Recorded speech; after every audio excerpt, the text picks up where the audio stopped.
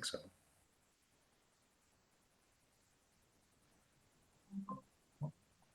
I'm just going to say hello, everyone. This is Rob Orson with the Yeah, we're live. You got 5 technically ignorant people here on the screen in front of you. Welcome. It's been a while since we have had just a kind of a free-flowing conversation among our ERW people, and we actually haven't all gotten together like this in a while ourselves. And we thought it'd be a good chance just for us to talk about projects that we're working on, talk about some just things about history, especially leading up to the 250th, which is coming up. A lot of us have books coming out. I'm looking at Eric. You got a book that's just come out that's really good. Mark is working on a book. Mark is working on an exhibit. Billy's always working on something. And we're not exactly sure what Dan's doing, but Dan's here. So we're just glad to have Dan included in the bunch.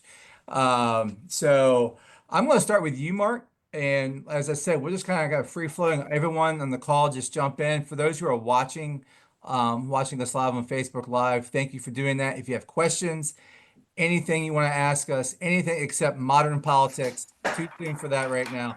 But anything else than that, just send us a message in the Facebook chat and we'll get to it. But I'm going to pick on Mark first because I always pick on Mark. Um, few of you all watching probably know Mark has been extensively busy working on some projects, and I have a little bit of insight in this. And we're actually going to cover it in a future podcast coming up here probably, I would say in the spring, Mark, or maybe over the winter. But Mark, tell everyone what you've been working on with the United States Army Museum. Yeah, so we, well, first of all, thanks for everybody for tuning in and listening on us. We've been very busy over the past couple of years, and things are going to just start getting busier as we get into the real meat of the 250th anniversaries. Really, we've been at, Boston Massacre, Boston Tea Party, First Continental Congress. We've been at a lot of these places as we've been building up. And of course, April is coming up. April is going to be the 250th of the first shots at Lexington and Concord. And of course, we just did our bus tour there last year. So things are really going to start kicking into the high gear as all these commemorations and events go on to remember the 250th anniversary of the Revolutionary War and our independence. I think a lot of people are, hyper focused on July 4th, 2026. But one of the things I love about this group is that we're not just focused on celebrating America in general as its birthday. We are focused on the actual history of the Revolutionary War, what was going on 250 years at all these different events. And yeah, July 4th, 2026, of course, is a seminal event in American history, but it's certainly not the only one.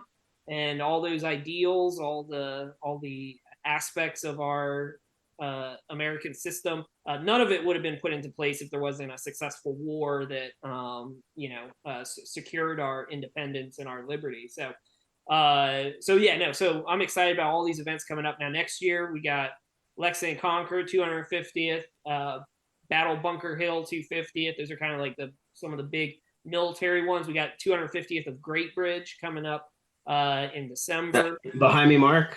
The what? I said behind me. Right, Fort Ticonderoga, Ethan Allen and the Green Mountain Boys. We got it's more Benedict Arnold and Ethan Allen, but we can let Billy talk about that later. Exactly. Well, I'm sure we're going to be covering all sorts of stuff like that. One of the biggest events that happens is in June of 1775, when the Congress actually authorizes the creation of the Continental Army. And the modern United States Army takes that June 14th, 1775 as their birthday of, the predecessor to the modern United States Army was the Continental Army. So in order to commemorate that, the National Museum of the United States Army is doing a big special exhibit about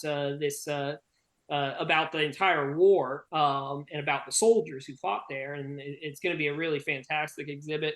And I've been working with them on some of the exhibit text for that museum exhibit.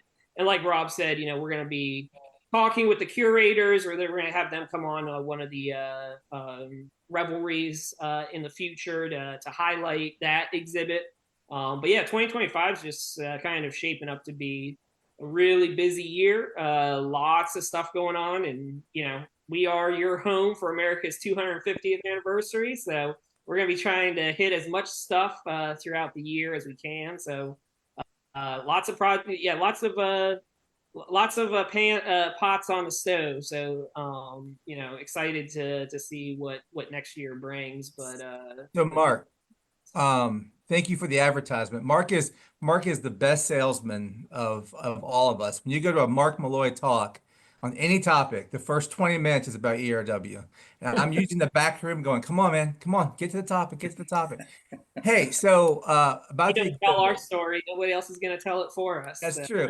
All Mark, right, little something extra in his check next week. there you go. That's right. We're double your pay.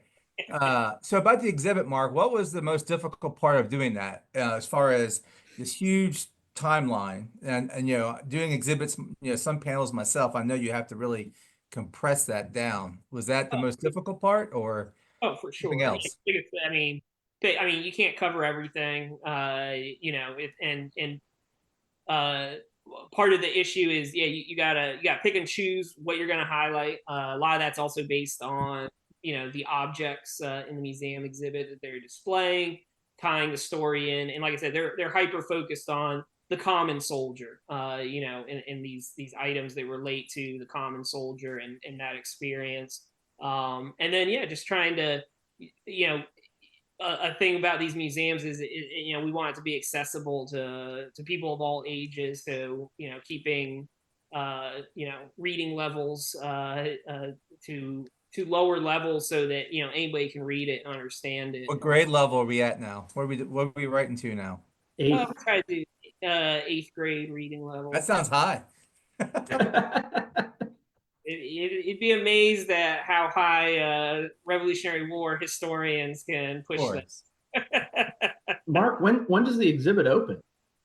Right now they're looking to open in time for the 250th in June of 2025. I haven't heard any. Like I said, this is something we'll have a future revelry about it that we can go into more detail about the actual exhibit and the opening and all that stuff. But yeah, just a teaser of one of those projects that's going to be coming up. So one of the things I wanted to throw out there, I know Mark's been talking a lot, and Rob has too, about some of the stuff we've got coming up in 2025. But those tuning in tonight, don't forget we still have some 250th events coming up this year. End of the month marks the 250th of Thomas Paine's arrival to America on November 30th. 1774, he steps foot into Philadelphia, and then Blog post, Dan, blog post. the bane of our existence, researching and writing.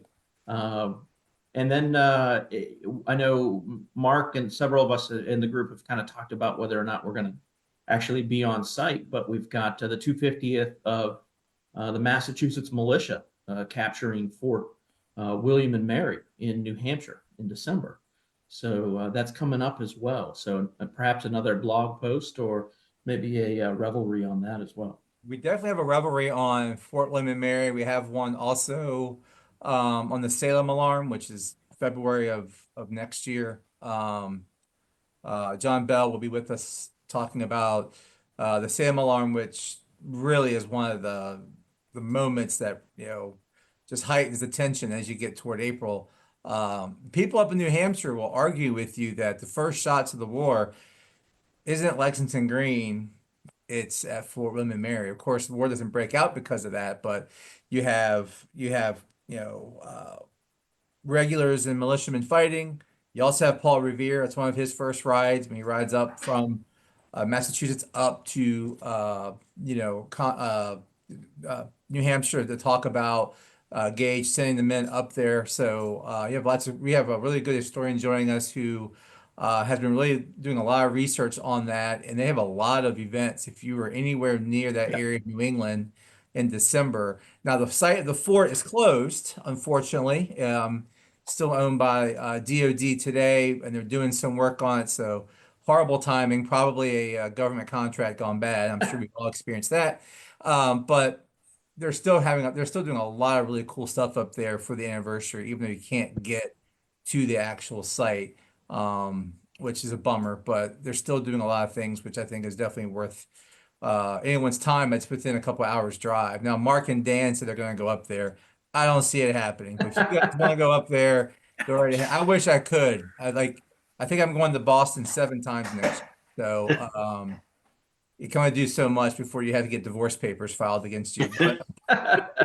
But True. no, they're doing some really cool stuff. And I think a lot of our podcast revelries coming up are focusing on those 250 events and books too. And I know we just did one with Eric about his new book, and Mark just recorded one with Gary Eckelberger about his new book. So there's a lot of research, a lot of publishing going out right now with the American Revolution, and I think it's important that we keep engaging those authors. And I find those the most fun to listen to because I usually will listen to the podcast while I have a copy of the book. So I was able to read Eric's book from the get-go early on. So Same. I was gonna say, you guys both read it before I wrote it, before it was done.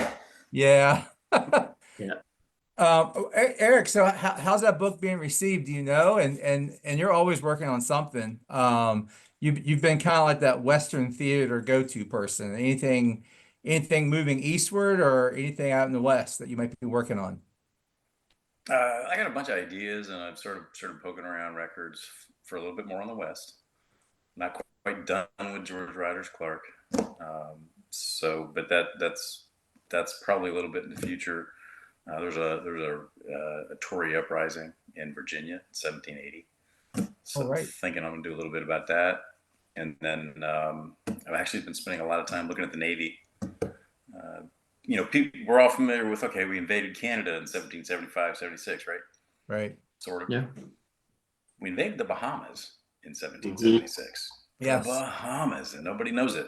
First major operation for the Navy and Marines. So that'd be a good topic. So I've been spending a lot of time going through a lot of material for that. Yeah, the only thing I've read about the Marines in the Bahamas is Jason Boehm's book, which I think we've covered, Mark, right, on one of our podcasts, Yeah. his history of the Marines. And yeah, you're right. I mean, I doubt many people know about it. And even those who do know about it don't know a lot about it, right? So I think that's true with Navy in general, unfortunately. You can't go to a battlefield, right? That's right. No site. You can't go anywhere and see it. I don't know. Mark's going to go to the Battle of the Capes here on the 250th. He's going to row himself out in Chesapeake Bay and go all the way down to the Outer Banks, right? That might be the last we see of Mark. I don't know. We'll see what happens. But well, if you're going to be doing research on, the fighting down in the Bahamas, that's tough work to go down there and do I'm thinking there's got to be a trip involved. There are two forts. I think wasn't Phil Greenwald down there not too long ago, maybe a year or two ago, and he did some videos from there. yeah, Phil went to Washington. Yeah. He also went to the home of Washington. Right. Mm-hmm. Right. Which is I've never been, but I hear it's a great site. I've been meaning to get down there. I think it's a good research trip, right? I think that's a nice research. If I can convince other folks in the household, Yeah, right. That's something people in the family might actually want to go on that trip. I'm actually going to drag them to Kentucky next summer. Indiana, Ohio, George Rogers Clark. I don't know. There's some cool stuff out there, and not throwing any shade to those states, but But go swim with the dolphins, right? Right. Revolutionary War. Yeah, Well, there's a connection. Trust me. And speaking of the Marines, of course, today is the 209th birthday of the U.S. Marine Corps. So, next year, we'll mark the 250th of that. So I'm sure there will be lots of celebrations for that day. Yeah, the Marine Corps Museum here in Virginia has got some stuff planned for next November, which they haven't released everything yet, but I'm sure they'll do it big. They always do. Mm-hmm. So I'm sure that they'll have redoing some of their early war exhibits, which focuses on the Revolutionary War history. which isn't a very big gallery at that museum, but there's not a whole lot out there on it, right? So, but I'm sure they'll do something for it. And they, like I said, some tweaks to the exhibits. Um, but I mean, it's, as Mark was saying before we went live, that next year is really packed for stuff that everyone here is doing, and I'll say that our bus tour, we had a bus tour back in October for Lexington and Concord. I think it went really well. A tour always goes well when everyone survives it, so that's how you know it's a good tour. But we announced our tour for next year, which will be the Philadelphia campaign with our good friend Mike Harris. And I think we have 5 tickets left. We're almost sold out. And we've never been sold out on a bus tour by Christmas. So Mark keeps saying we should have another bus. Not happening. A lot of work. It's hard finding places to put a bus when you just have one bus driving around. Yeah. Especially that part of Philadelphia when you get on to Germantown. It's very tight. So it just shows there's an interest in all this stuff, Obviously Mike's a great author and a good tour guide too, so that helps. That helps as well. Yeah, if you're on the fence about this one with those 5 tickets left, I'd get that soon. If you've never been on a tour with Mike of the Philadelphia campaign, this is one you're not going to want to miss. He's definitely the guru when it comes Yes. to it. Yeah, we're gonna throw Billy. Billy, I haven't told you, we're gonna put you in the bus with Mike. Oh yeah. But I think doing the tour part is always a lot of fun. I think Eric, one day a George Rogers Clark tour would be cool. Of course, that's a lot of going, that's a lot of going on Yes. there, but It's a lot of time sitting in a bus. a lot of time sitting in the bus. It's one of those things where you have to kind of pick some of the major spots, right? No, that's when we grow from, to just the weekend bus tour to the week-long seminar, Oh yeah. Yeah. Well, we've come full circle to George Rogers Clark. I want to get back to your new book, Eric. Tell us a little bit about it, and as Rob had mentioned, the kind of response you're receiving. It's till the Extinction of this Rebellion. Came out this late spring, early summer. It's about Clark and the Illinois campaign. So it's just 78, 79. Sort of started with why he had to go on a campaign, who he was. And then we follow it largely from his perspective, and then Henry Hamilton's perspective. He was a lieutenant governor of Quebec. And so these guys were the principal adversaries during the campaign. So just follow him around as he goes and, quote, conquers Illinois, which is an unfortunate use of the phrase. But it was the popular one for 100 years. And then Hamilton's counteroffensive, and then the whole thing sort of culminates in the Battle of Fort Sackville, which is a great park if you guys are looking for sites to go follow Clark's campaign. The George Rogers Clark National Park in Vincennes, Indiana is awesome. And then there are a ton of places in Kentucky to visit, which also have some connections to him. So that part of it, that's worth the trip. Yeah, I have to say, doing this past last month was the 250th of the Battle of Point Pleasant. And earlier this summer, I had a talk I was doing out in Ohio. And so since I was already out that way, I wanted to stop and see some of the sites related to that campaign.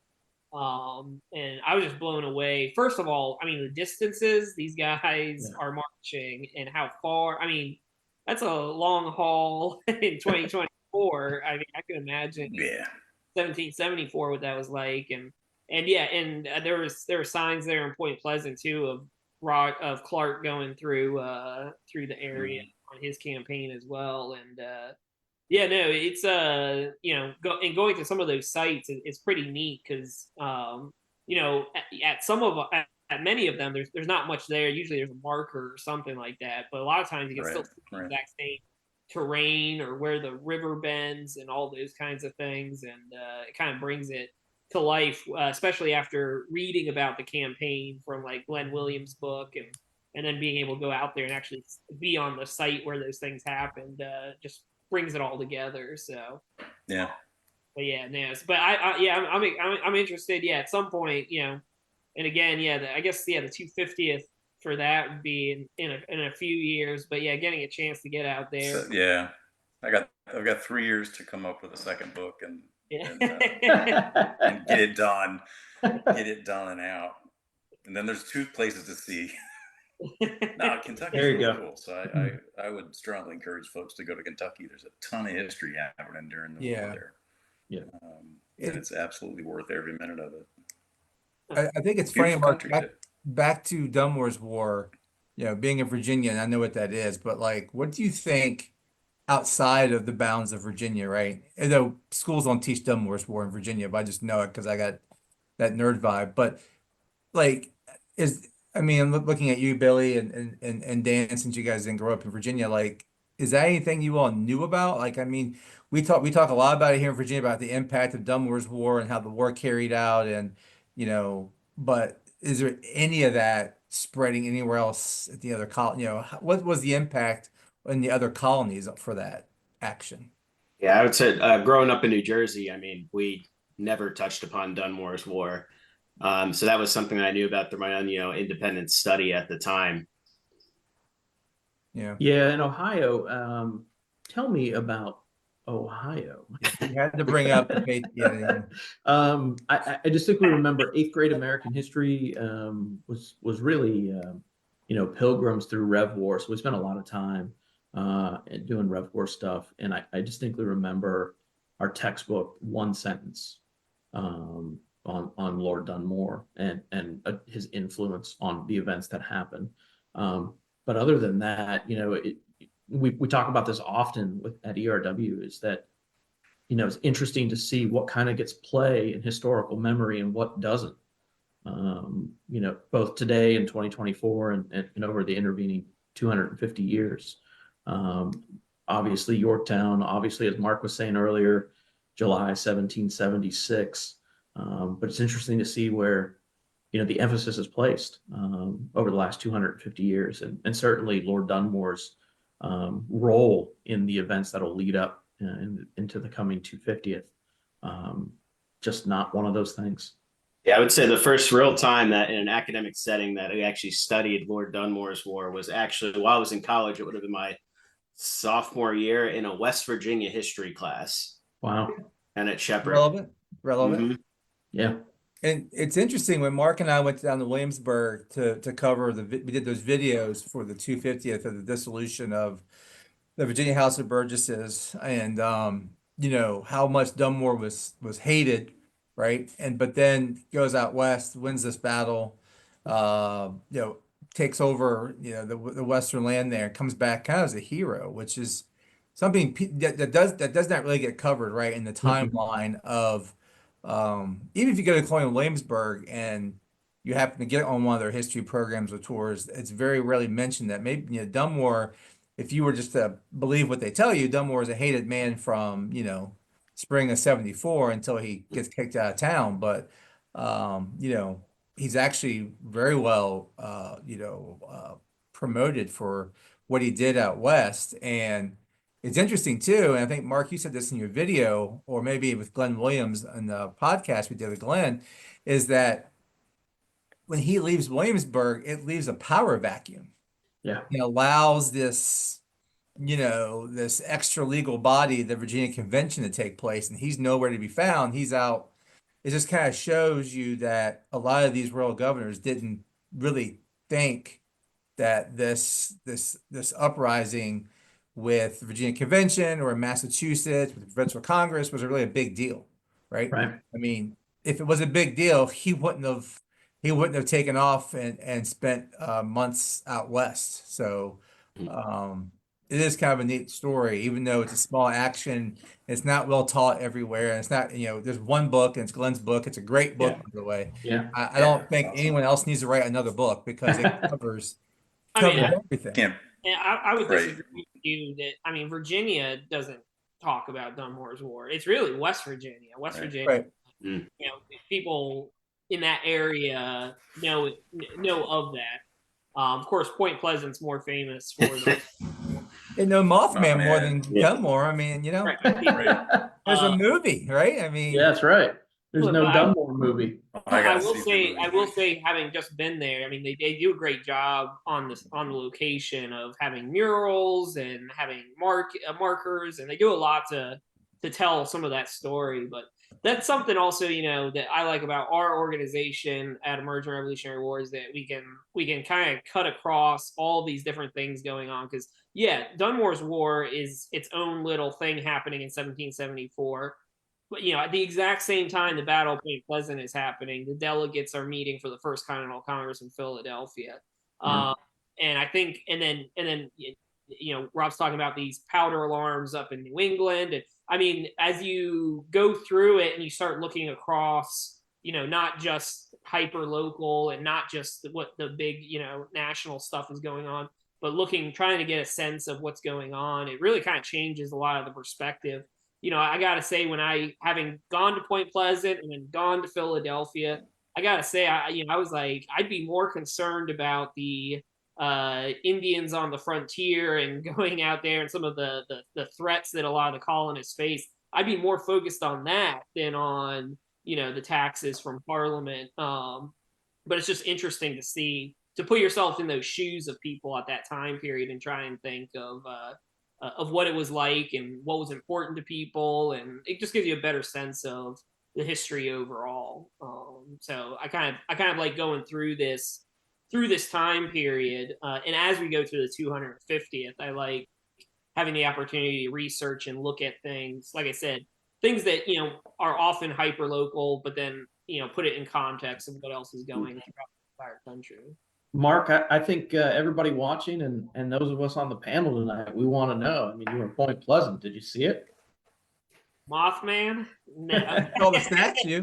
You saw saw the Mothman saw the statue, right? Yeah. Yeah, it's the statue. Were you sober when you saw it? That's the problem. He was sober. That's why I didn't see him. That's why I It's like, didn't I see feel it. really good there. Yeah. But only Mark Malloy will be driving to Columbus, Ohio to do a Civil War talk for our good friend Mike Peters up there at Central Ohio Roundtable, and then take a huge detour south. I guess it wasn't that big, but go all the way to Point Pleasant, shoot like 3 videos, Pretty. store them on his phone for like 4 months just to post on the anniversary. I mean, that's next level right there. That's dedication. That's next level stuff. So, You don't even know. I got other videos stored. They're gonna be rolling out as we get into these 250. Don't threaten us. Yeah. I gotta. Yeah, there better not be Washington's Crossing videos with like, sunny, hot day behind you. You know what I'm saying? We're not gonna fall for that. No, that's I'm already, the 2026 Christmas Day. I know where I'll be. Yeah. Yeah. So we're talking about, all these events coming up that we're trying to get to, and generally you're going to want to read something beforehand. Some of us are working on book projects, so we're reading and researching. What's everybody reading right now? I haven't asked you guys in a while. What book's on the top of the pile? Yeah. We're on a book I'm learning only aid for reading gentlemen. 7th grade Somebody go history books, first. Dan. All right, Eric's going first. Oh, thanks.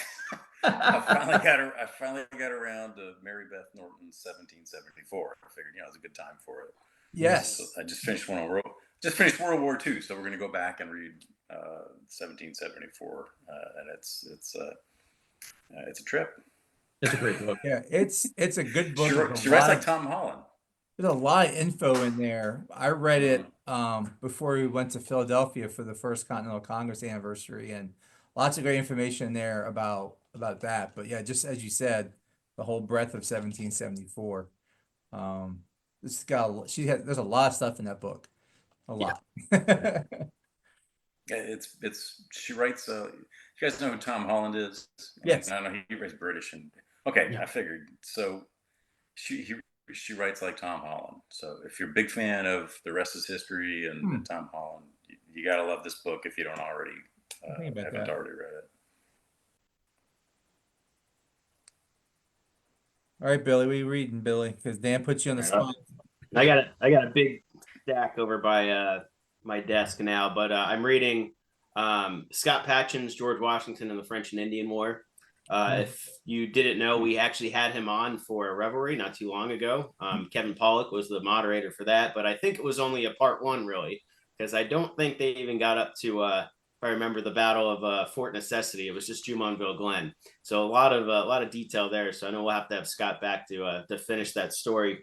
But for Revolution, this is probably the 6th or 7th time I've read through it. But James Stokesbury's Short History of the American Revolution. I think if you're interested in a very, very, very, very readable 1-volume book out there on the whole war, Stokesbury's is by far the best. You can get through that in probably a week or less. And then I got a bunch of Civil War titles. I just picked up today Chris Mikowski's new Spotsylvania Courthouse book. So looking forward to diving into that. It's all right. Good book. Yeah. Ah, come on. Come on, It's a good Eric. book. I know Chris. I'm just giving Chris a hard time. I know you are. Because Chris I know that. eventually will watch this, and I'll know when Chris watches it because he'll text me. So Mark, what do you got on the pile? Well, after just interviewing Gary Eckelbarger about his new his 2 volumes, I'm in the process of getting his first volume, so I can read that, especially as we come up with our bus tour next year, which is going to be focused on Brandywine, Germantown. Gary's book focuses on, it's called George Washington's Momentous Year, and it goes from July 4th, 1777, and goes to July 4th, 1778. And, having just interviewed him, his, he takes a lot of interesting new takes on Washington. And I tune in. We're going to post that on December 22nd, so right before Christmas. Yeah, it sounds like a really fascinating look at that year in Washington and his army, and so yeah, looking forward to reading that. Rob, what do you? I know most of your libraries unaccessible at this time. yeah, but I'm what in are the you- process of moving. Most of my books are in boxes in some warehouse in an undisclosed location. I did keep with me in the process of moving my Lexington and Concord books because of the tour we just did last month. And of course, if things don't go well and I don't get a house right away, I'll have them for April. By God, if I'm not in a house by April, wow, I'll be moving in with Mark. JL Bell's book, Road to Concord, which we're gonna have. John's been on with us a couple times. I would say 5 or 6 times actually, and we're gonna have him back on in the winter and then the spring, talking about he focuses on the cannon that were stolen out of Boston. Yeah. There's a good argument there for that's the main reason why Gage is moving out to Concord, among other reasons. But John kind of focuses on these cannon that were stolen, which is pretty remarkable that the Sons of Liberty, or how you want to call them, the Whigs, whatever you want to call them. I know Mark calls them Patriots, but they weren't Patriots yet, Mark. We're able to steal these cannon right out from under Gage's nose in Boston. So it's a pretty cool story. And John's website, his blog, Boston 1775, is an amazing website. He has blog posts every day, every single day, with like great research and information. So if you have any interest in Boston and from 73 up to 75, even after 75, John's website, Boston 1775, is fantastic. It's a great source of research. He's got tons of primary source material on there. So makes a tour guide job easy when you know where all the research is, right? Said But you say you're going up there a few times next year. What's your well, I think I'm dragging you a few times too there, Mark. Mark and I were lucky enough, we got asked to do the American Battlefield Trust annual conference in the spring. So we're doing some tours for them. which And then- if you guys already don't support the American Battlefield Trust, Oh, yeah, definitely. Right. Yeah. fantastic work preserving And then Mark and I are also doing tours for the Blue Gray Society. Talking about Scott Patchen, who's heavily involved in the Blue Gray Education Society, which does a lot per their name, Civil War. They've been kind of branching off into 18th century. So we'll be doing some tours for them up in Boston next fall. So, and then of course we'll all be up there in April. A lot of us will be up there in April for the 250th, which we were up there in October, and a lot of the park up there was closed because they're rehabbing a lot of the trails. The Battle Road area is all being redone for the 250th. So should be a lot of fun. Hopefully, I've been up there twice for the April 19th anniversary, and both times it was about 35 degrees and pouring rain. So I prefer snow over what Phil and I experienced a couple years ago. It was pouring rain and it was 35. I'm like, can't just snow for God's sakes. But I do they, gotta say, It's it like was Ohio. awesome going up there in October to be able to get a sense of the lay of the land, see a lot of the different important locations in context. One of the coolest stops I think on the tour was the Jason Russell House, which oh, really? Yeah. Oh, I think yeah. a revelry coming up with them as well, which Yep. I actually see bullet holes from musket balls that from April 19th, 1775 is Crazy. just absolutely astounding. And the stories of all the close combat that occurred and how bloody and savage a lot of the fighting was, it just really brought it home. And I thought it was perfect that we did that 6 months before the actual anniversary, so that when we do go up there in April, I'll have a much better understanding of it, and then also an excitement to be able to go to some of those spots of 250th. So A lot of hand-to-hand combat, right, Billy? I know Billy's really big in Rev War hand-to-hand combat, so Yeah, people say it didn't happen. It happened all the time. it happened. Inside joke there, but yeah, I mean, especially on the Battle Road, as Mark said, what's modern day Arlington, Massachusetts today. Very savage. Most of the men that died, most of the regulars that died in that action die in a couple mile stretch from Menotomy into Charlestown. So yeah, Jason Ross House was a cool site. I've been there before, but it was really cool to see a group of 60 people go through it, and Mhm. most of them never been there before. Yeah. So well, yeah, that's also yeah. I liked and Alex Kane did a fantastic job on Lexington Green, but Yep. You have these different entities. It's not all contiguous in just one, kind of like the section that's part of the National Park Service. That's its own thing, but you got all these other things, and to be able to tie them all together in Yeah. thread is brings it all together, which is awesome. So. Well, I think Billy needs to organize something for Fort Ty since he has as his backdrop. May 10th. I mean, Yeah. Mark can't go because he'll be heading to Boston for the third time. But Well, so I was saying, I'm right now, I'm planning on going up for the Boston for the Battlefield Trust event for the 250th in April, for the Blue Gray in September. I'd really like to I'm trying to get up to Bunker Hill for the 250th of that as well. So yeah, why not throw in Fort Ty in May? and Phil Greenwald, who can't be here tonight, and Dan Davis are doing a book on Bunker Hill. Yeah, let's some of the books we got. Dan, what do you got in the cooker right now on the book front?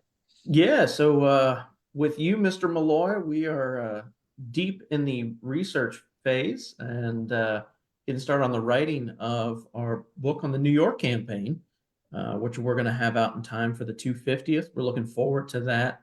It's another one of those campaigns that kind of gets glossed over.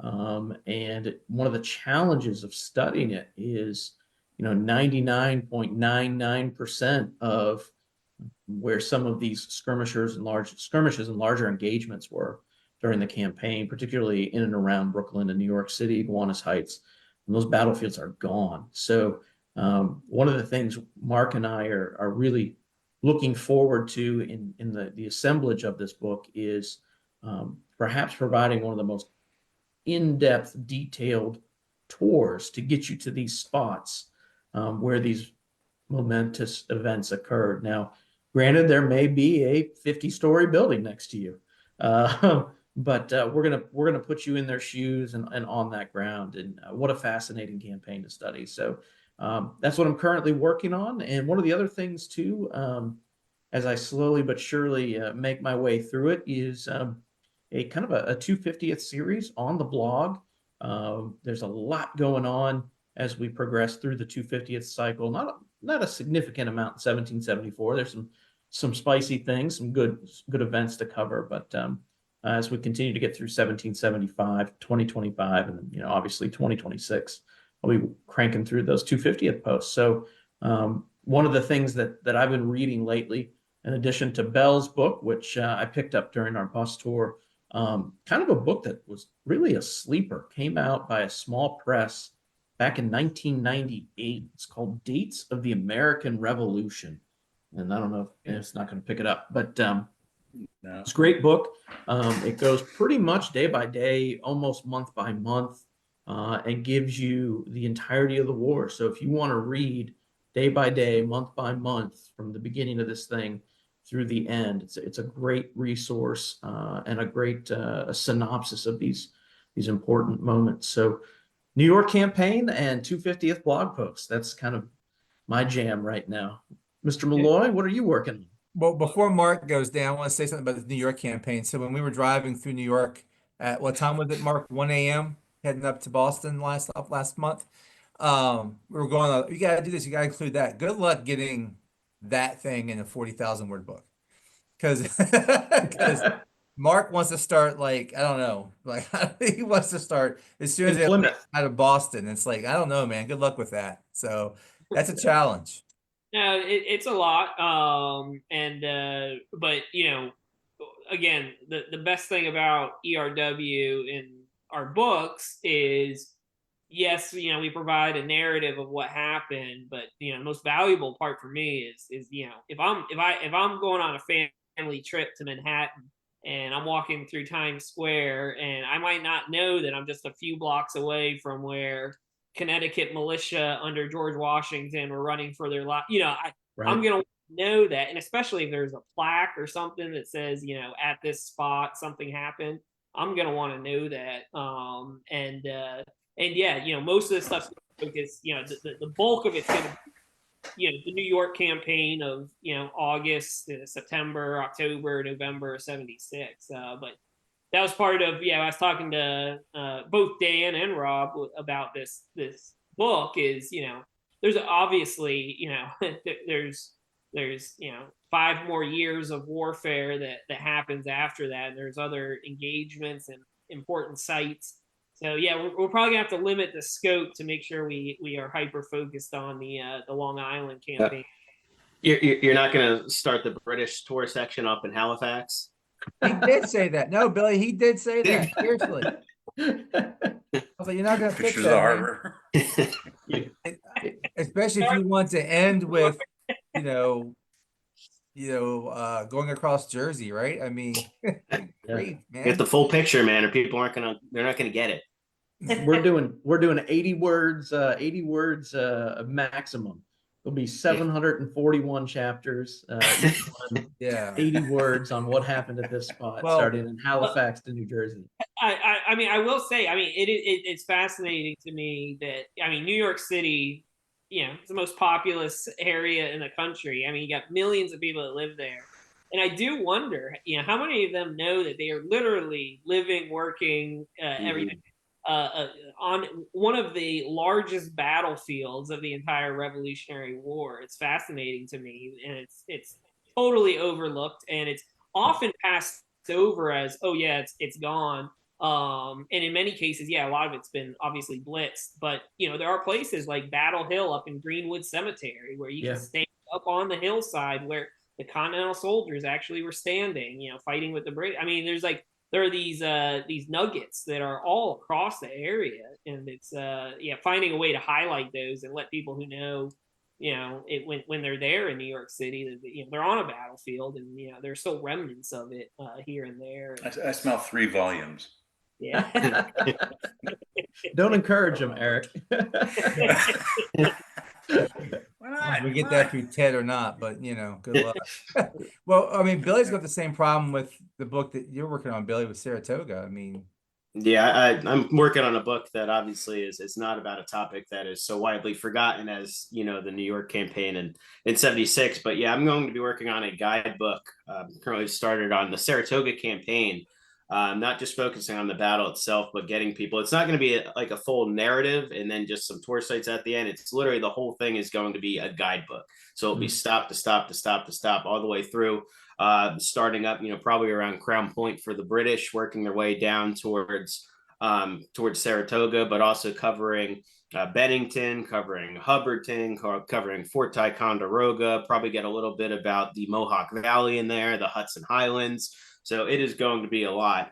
The hardest part is trying to weave that into a cohesive kind of tour where it's not just throwing people, dropping them at certain points all throughout the Northeast, but trying to tie it together.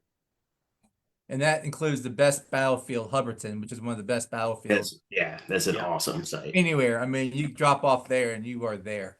I mean, the way it's been preserved and the landscape there is that Bennington too, actually. I should say that as well. I mean, it's a They're great great spots. tour by one of the volunteers up there. Was that 2019, 2018 we went up there? It would have been right before COVID, so Well, we 2019. probably created COVID by just all of us getting together and drinking in Lake George. But yeah, Bennington and Hubbardton were great. Those are great spots. Well worth a visit if you're in that area. So Yeah, so that's always an area, that it's been really dear to my heart because I spent every summer there growing up as a kid and still do go there every summer. But first book was on the French and Indian War Battle of Lake George. That's kind of where my whole passion for history kicked off, and it's a very special place, and it's definitely a passion project. And speaking of kicking off, like the New York anniversary, again behind me, May 10th, 2025, Ethan Allen and Benedict Arnold's capture of Fort Ticonderoga. The site there, if you've not been to Fort Ticonderoga, one of the best 18th century museums in the entire country, one of the coolest spots, I think. But they already have planned, you can visit their website, they have planned events for the anniversary. So it's definitely not going to go by the books ignored. They are going to give it its due right. And it's one of the most fascinating events of the early war because it happens in New York. New York gives no permission at all to anybody to actually take this fort.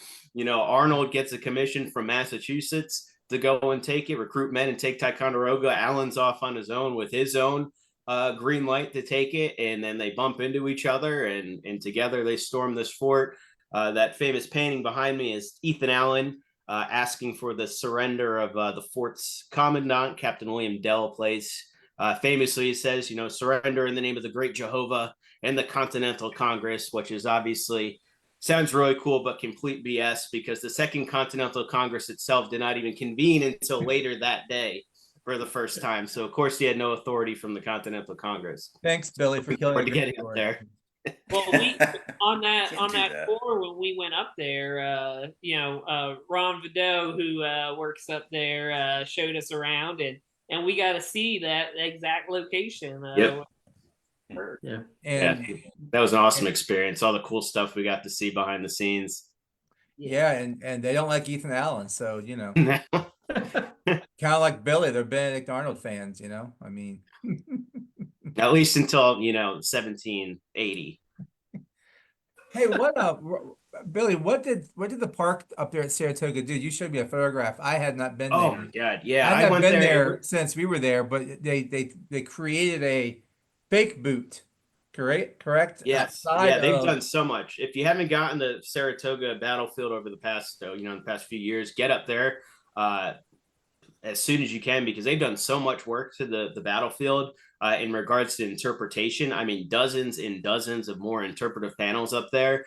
They've added in new walking trails. They're putting in all new artillery emplacements at the redoubts, like the Balcarres redoubt. It looks fantastic. They're getting ready for the 250 at the big time.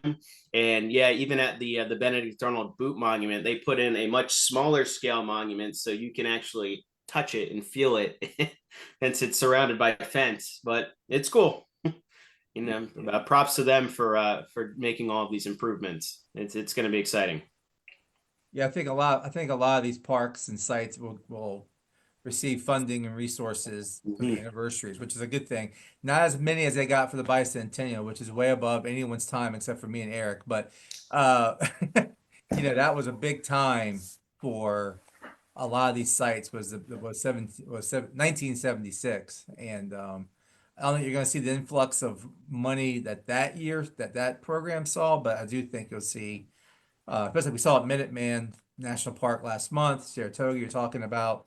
I know there's lots of plans in Yorktown down here in Virginia to do a lot of stuff, and that park needs a lot of love. So I think hopefully the attention to the anniversary will hopefully bring some resources to some of these sites. Yeah. Rob, what are you working on? Me? Yeah. Revwar, man, I'm just working on tours, man. I finished Camden and taking a break, Well, I Um, would say we will be speaking at Great Bridge in that's true. May next year, May 30th, with Kate Gruber, and we'll be discussing Virginia in 1775 and the lead up ultimately to the Battle of Great Bridge, which occurred in December 1775. And yeah, I'm going to be planning on being down at Great Bridge too for the 250th of that. Of course. Rob knows what I'm trying to do in the winter of 2025. If I can convince my family to do New Year's Eve up in Quebec, we'll be there when Montgomery goes during Colonel. That's a summer trip, buddy. I don't know. That's not Bahamas. Yeah. Tell them the Bahamas. Yeah. Yeah, your family might want to go with Eric to the Bahamas, Mark. You might want Yeah, we'll go take some pictures. Yeah. Great. But one cool thing, a segue talking about like the 250th of the Canadian campaign and the Battle of Quebec. I don't know if people have been following the news about what's going on up that way, especially the Lake George area. But over the past like 5 years, while doing construction down on the southern end of the Lake George Village, where there was a massive smallpox hospital during the Canadian campaign for Americans, they have uncovered over 40 remains of Revolutionary War soldiers there. And there is a plan now. They're raising money to reinter them in the Lake George Battlefield Park there, right at the south end of the lake. But they have a really cool design. They're hoping for 2026 for this. But if you wanted to visit, it's called the Repose of the Fallen. And really cool concept, memorials, benches, porticos, everything like that to really highlight their service, their sacrifice, and make this a kind of destination location. But it is www.reposeofthefallenlg.org if you are interested in helping to raise money for that.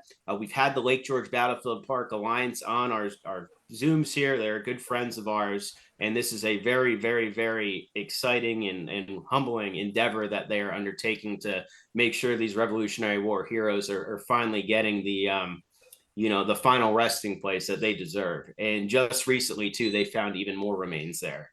So it's unknown, in that southern end of the lake, the countless men who died of smallpox and were kind of forgotten to history at that because they weren't necessarily killed in combat. That their story needs to be told too. I've already told Billy to mark me down. I'm going to be there for that. And it reminds me of Rob and I were down there for the reburial ceremonies at Camden. And you want to talk about one of the most visceral history related events that I've ever been to stand inches from caskets containing the remains of fallen Continentals, a fallen British soldier. Just a humbling experience and really why we do this stuff.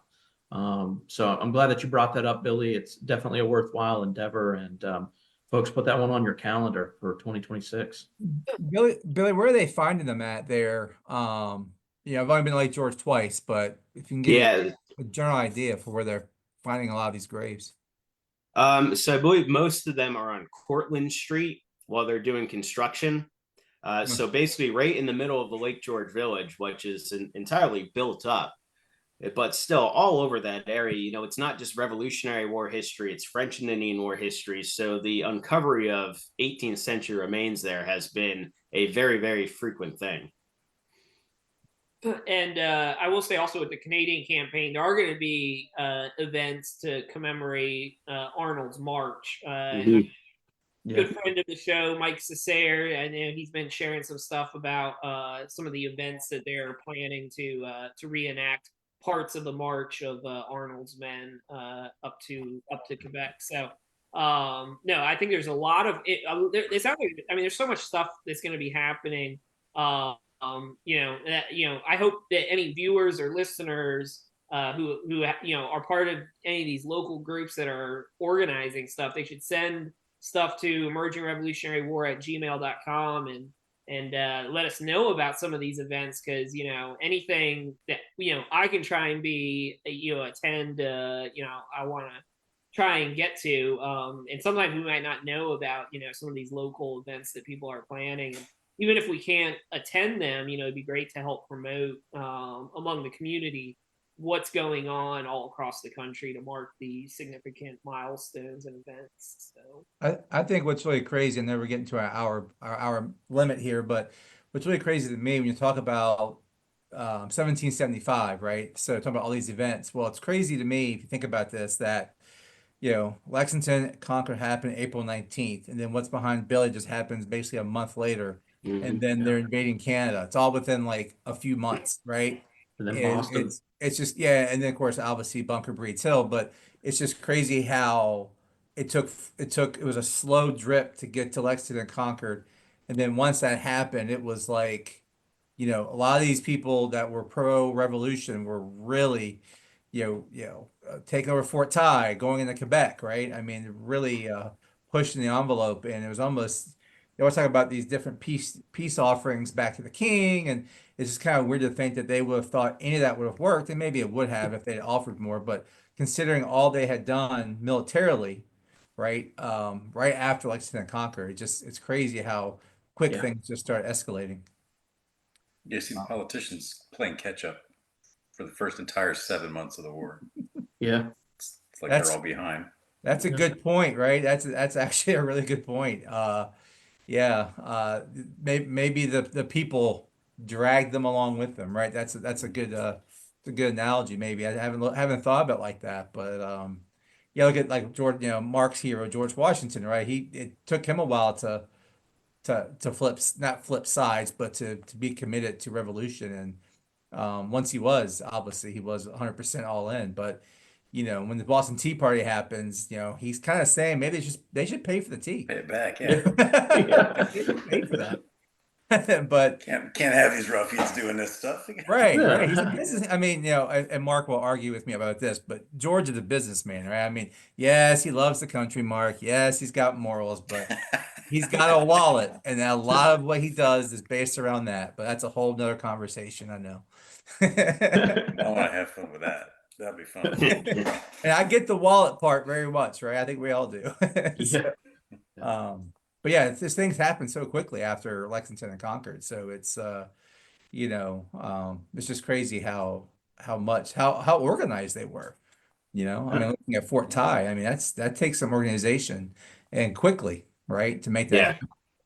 And I think Get that's the guns to Boston, right? And that's even talk about the Henry Knox situation, right? Getting the guns, getting the artillery down to Boston is a pretty crazy story too. And that anniversary is just soon after all that. So Yeah, and they didn't take Fort Ticonderoga just because it looked really cool. They knew what was there. Like they knew those guns were there. yeah. So, but Well, Rob, I think you made an excellent point and a great transition for us to wrap up. Is that once we turn in the new year here in just a few short weeks, the 250th is going to be really in off to a rapid start, and we hope you're going to join us at ERW for all the coverage of the 250th. ERW is the home of America's 250th, both on the blog, our revelries, podcasts, our Facebook Live events. We hope you'll continue to join us throughout this 250th cycle. And real quick, Dan, before we leave, in 2 weeks, for those who are watching this live, we'll be back on with the Arlington Historical Society talking about the Jason Russell House, talking about the Battle Menotomy a little bit before, obviously, before the anniversary. But we're trying to do some of these podcasts a little bit before the anniversaries to hopefully get people interested to actually visit. That's all. I mean, I'm a public historian at heart, and my goal is to promote people to go to these places and support these places. And I think hearing Matt, their director, I think you'll see that it's a great site to go visit. So In 2 weeks from tonight, I'll be back on here with Matt from the Arlington Historical Society. So that should be a good one. All right. Well, on behalf of Emerging Revolutionary War, I'm Dan Welch, Mark Malloy, Rob Orson, Billy Griffith, and Eric Sterner. Thank you guys so much for joining us this evening. All of you watching at home, thank you so much for joining us this evening. And we'll see you back here in 2 weeks. Enjoy the rest of your weekend. Happy